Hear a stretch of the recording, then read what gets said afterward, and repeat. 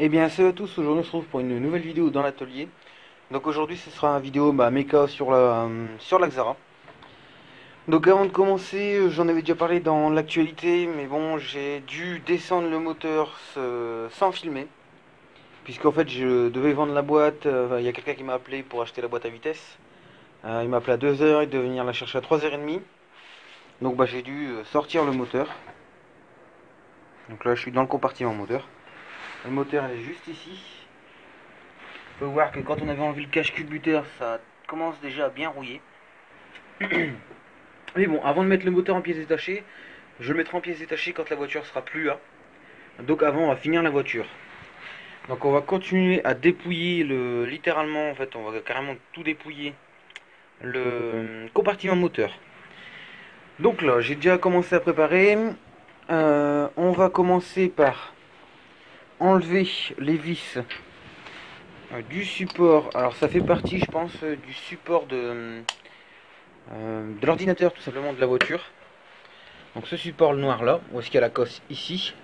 Donc celle-là on la jartera après. Donc on a une vis là derrière, donc qui est pas facile d'accès du tout. J'en ai. Alors quand je l'ai débloqué, j'en ai un petit peu, on va dire, un petit peu galéré. Ah oui, si vous entendez du bruit derrière, on est en pleine, entre guillemets, en pleine tempête dans le nord. Il n'y a pas que dans le nord apparemment. Donc il y a beaucoup de vent. Alors je sais pas par chez vous, par où vous êtes, mais nous là à côté de chez moi, il y a un arbre qui a tombé sur une route nationale. De l'autre côté, dans une, en fait, il y a une petite route qui passe dans un bois. Et ben il y a un arbre aussi là qui est tombé sur la route. Et pareil, dans une route entre deux villages, il y a un poteau électrique qui est tombé. Donc bon, ça fait quand même deux arbres sur la route et un poteau électrique, et je pense qu'il y a eu autre chose. Dans ma ville c'est pareil apparemment, d'après ce qu'on m'a dit tout à l'heure, apparemment c'est même pas ça la radio. C'est Mosine qui a entendu ça la radio. Il y a carrément des toitures qui ont été arrachées dans ma ville. Donc bon, tout à l'heure j'étais rempli, j'ai rien vu. Donc apparemment des toitures aussi qui ont été arrachées. Bon, puis tous les dégâts normaux quand il y a du vent, hein, poubelle, enfin plein de trucs comme ça. Donc voilà, donc pour vous dire qu'il y a pas mal de vent. Alors je sais pas vous où est-ce que vous habitez, comment c'est, mais ici il y a énormément de vent. Donc là, donc derrière cette plaque là, on a un câble. Attendez, je fais une petite ellipse. Donc oui, je vous disais, on a un câble qui vient se mettre sur la plaque. On a juste à prendre une pince et à débloquer donc cette espèce d'écrou rondelle. Et après, normalement, je bien dit normalement, ça doit sortir tout seul. J'ai bien dit normalement. Vivement que j'ai une caméra ou quelque chose avec un trépied, parce que là, c'est chiant. Alors, je vais essayer de tirer dessus. Voilà. Donc bon, j'ai saqué dessus et c'est venu. Apparemment, il y a des encoches. Donc certainement qu'il faut la tourner d'un quart de tour. Je regarde sur la prise. Ouais, apparemment, il faudrait peut-être la tourner un peu pour l'enlever. Donc cette plaque là, c'est pas une plaque que je vais garder, que je vais le mettre à la ferraille. Comme les suspensions sont mortes, pareil, je l'ai démontré au dernier moment, peut-être que je vous le filmerai. Et pour le mettre à la ferraille, parce que ils sont mortes. Donc là j'ai enlevé ce tuyau là, donc normalement on a juste à tirer dessus et il vient. Ah, il a pété. Pourtant il n'y avait pas de collier. C'est collé à force avec le temps. Bon c'est pas grave. C'est un tuyau qu'on recoupera, on s'en servira pour autre chose. Hop, je le mets de côté aussi. Alors ensuite, donc là je vais regarder un peu là tout ce système là, oui, qui bouge, c'est la tringlerie de boîte. Je pense pas que c'est vendable puisque les billettes ils m'ont l'air assez usés. Hop, alors on a sorti la biellette là. Fallait plus arrondi, il y a des creux. On sent, je sais pas si vous entendez le vent, mais il y a énormément de vent. Donc bon, ça c'est plus vendable, ça ira pareil à la ferraille. Donc ensuite on va continuer tout simplement. Hop, je vois que j'ai ça juste à côté, il faut juste que je change de douille. Alors on va continuer par les petits trucs pour l'instant. On va enlever la sécurité. Donc ça c'est une sécurité, quand vous avez un accident ça se déclenche. Et ben quand après vous pouvez plus démarrer. Donc ça coupe le moteur automatiquement. Normalement ça le coupe automatiquement. Je sais qu'il y a ça sur Citroën et Renault, c'est les mêmes. Alors là c'est un bouton. Et si je lui fais un choc, là il est déclenché. Donc si j'appuie dessus, je sais pas si vous allez entendre. Si j'appuie dessus on peut le remettre. Donc je sais pas si vous avez entendu le clac. Je vais le refaire pour voir. Donc le clac en fait c'est quand j'enlève la sécurité. Donc ça c'est enlevé. On va enlever le réservoir. Donc ça c'est pareil hein. Ça c'est pas le réservoir mais bon c'est... Hop. Ça je vais le mettre à la ferraille. Donc là ensuite je disais on va enlever le réservoir de liquide de direction assisté. Donc il y a une vis en bas. Donc moi j'en ai vu qu'une pour l'instant, je pense qu'il y en a qu'une. Hop. Il y a une vis en bas. Donc le tuyau du haut je vais l'enlever. Et ensuite c'est clipsé en haut. Voilà, donc juste à faire ça et normalement il doit venir. Donc faut faire gaffe, il doit rester un peu de liquide. Donc je vais le mettre debout pour l'instant. Et je enlèverai le liquide restant tout à l'heure. Donc ça c'est les deux tuyaux d'essence. Je vais les mettre là pour l'instant. Pour le moment j'ai évité que l'essence me coule dessus. Donc alors maintenant on va enlever. Alors je sais pas par où continuer. Ça on a plusieurs choix qui s'offrent à nous. Soit on attaque niveau tous c'est le restant de durite. Normalement ceux-là ils doivent se desserrer avec une pince. Alors je vais essayer. Dans la logique des choses ça devrait être ça si je me trompe pas. Ouais. Ouais. Je sais plus vraiment. Je suis plus sûr de mon coup où il se tire. Faudrait que je vérifie avant de les enlever. Je vais essayer de tirer un peu dessus, on verra bien. Non, je vais casser plutôt le plastique qu'autre chose.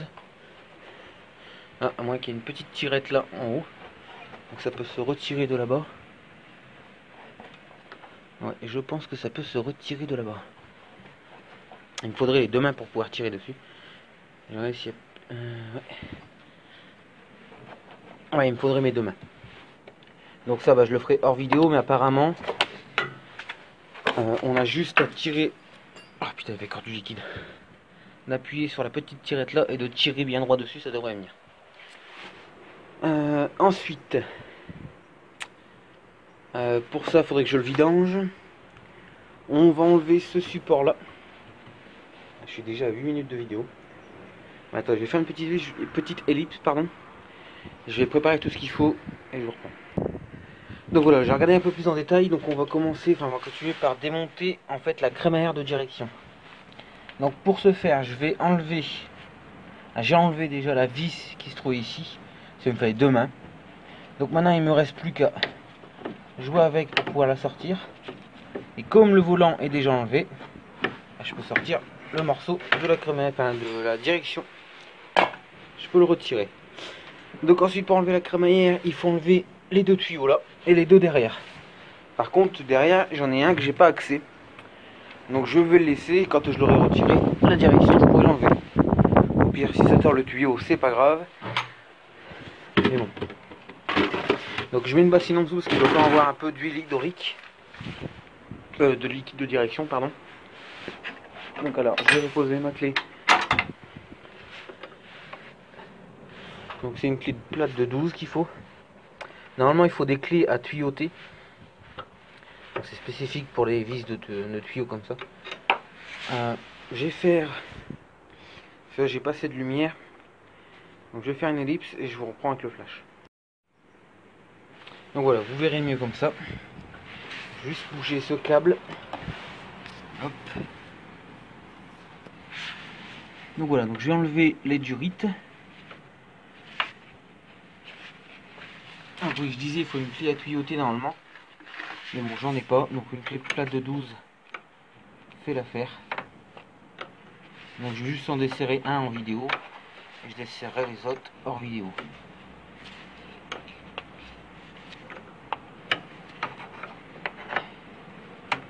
Surtout que c'est chiant à desserrer.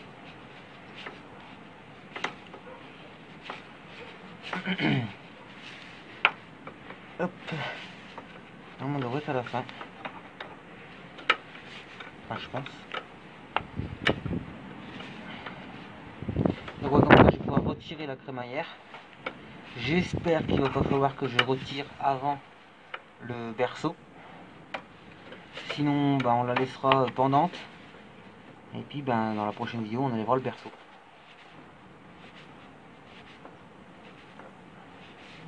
Donc là, c'est une vidéo de à peu près 15 minutes. Sachant qu'avant de couper, j'en étais à peu près à 10 minutes. Donc là, je vais encore faire ça pendant... continuer la vidéo pendant 5-6 minutes. Et après, je couperai, ça sera la suite au prochain épisode. C'est quand même des vis assez longues. Je ne pensais pas que c'était aussi long que ça. C'est quoi, j'ai l'impression d'être au bout, mais non. Alors là, j'y suis.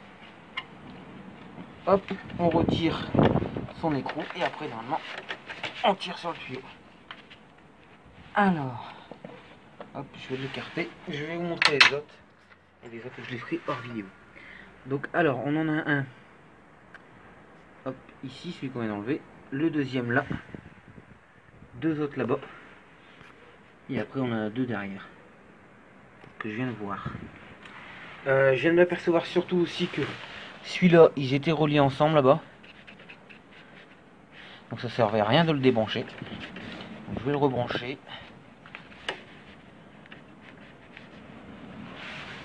Donc du coup, on va descendre la crémaillère parce que les autres, je peux pas y accéder. Donc alors, normalement, je sais plus, c'est que ça, 13, tombe pas. Non, c'est pas du 13. Alors, hop. Voilà, donc c'est du 16. Donc là, je vais desserrer cela. Et après, on enlèvera les tuyaux. Hop là, ma clé elle a glissé.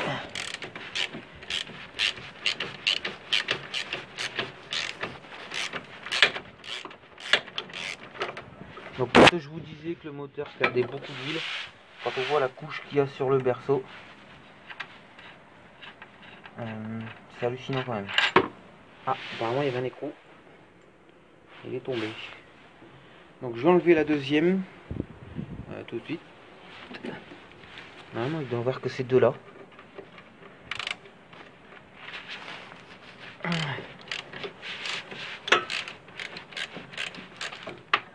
Hop.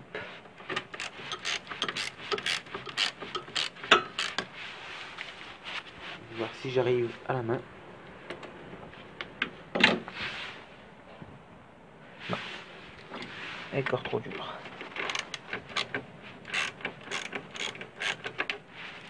Ça a l'air de bien bouger déjà. Ah, c'est bon. Les triangles, ils vont partir à la ferraille. Puisque en fait j'ai regardé et les caoutchoucs sont morts. Donc là j'aurai besoin de mes deux mains pour finir de desserrer. Je vous reprends dès que j'ai desserré. Donc c'est bien ce que je disais. La ligne, pardon. Merde, la crémaillère de direction tient avec le berceau aussi. Donc je peux pas la sortir sans. J'ai essayé, il n'y a pas moyen. Donc il faut démonter le berceau. Donc ça on le fera dans le prochain épisode. Sur le démontage de la voiture. Donc là, après il n'y a plus grand chose à enlever. S'il reste ça, tout le système de freinage.